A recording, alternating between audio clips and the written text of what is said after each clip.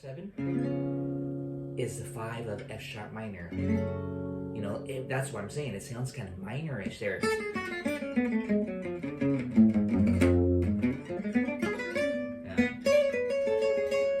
All this up. And that all includes the diminished arpeggio. You just got to know which one, and we'll talk about that in a minute too.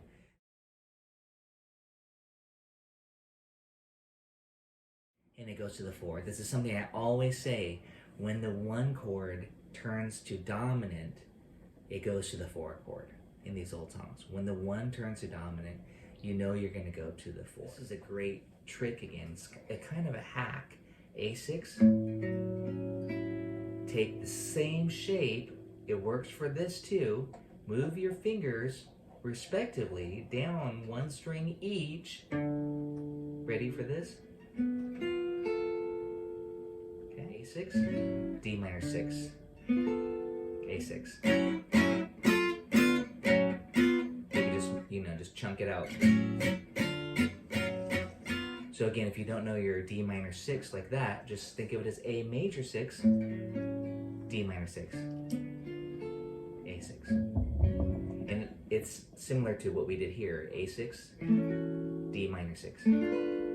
A6. It's actually easier this way because you'll see why I'm saying this. When you do and maybe y'all can do this with me here, play an A major triad, and then move it down 1 string each, same shape, and that's minor 4. So you have this.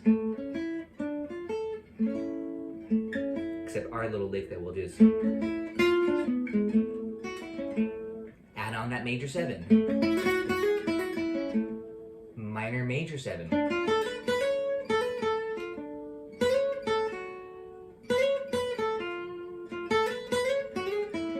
And again, now I'm talking about some soloing ideas, how we can use these shapes. That 4 chord, minor 4,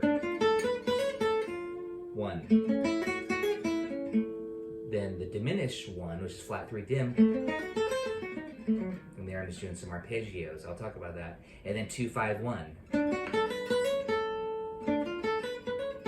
1. Then the 1 becomes dominant back to the 4.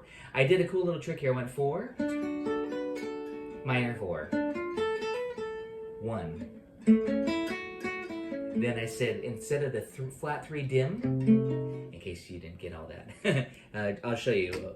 4, it's going to be on top.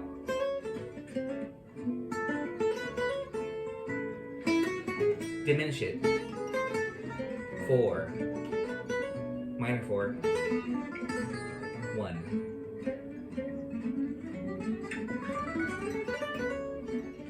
Minor 4, 1. Very square.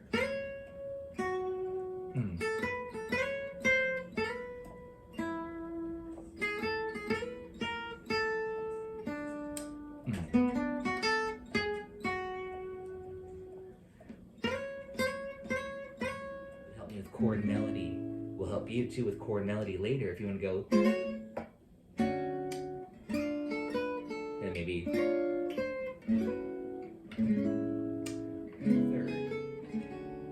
And then to the 5th, 6, 5, major 7, flat 7, and then the 9. And hopefully you know your chord shapes, or can think about what chord shape has a 9 on top for A major. I'm using A6 9.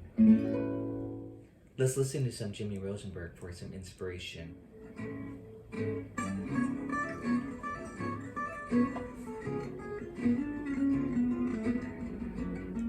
So when I hear that lick there, I hear, oh, harmonic minor scale. So if you didn't know that, on a dominant chord, on any dominant chord, no matter, on any dominant chord, you can always. Yeah. So the trick is this: you have to think this way. C sharp 7 is the 5 of what? So C sharp 7 is the 5 of F sharp minor. That's what I'm saying. It sounds kind of minorish there.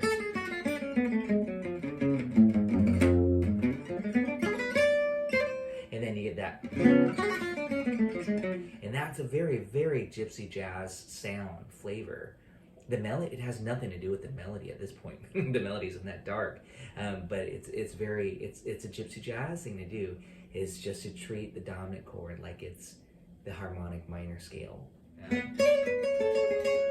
All this up, and that all includes the diminished arpeggio. You just got to know which one, and we'll talk about that in a minute. Diminished. And when I say diminish, don't start on F sharp. That's F sharp here, 9. Start half step below on the 8. That's technically an E sharp note, but we'll call it F. Talking F sharp harmonic minor,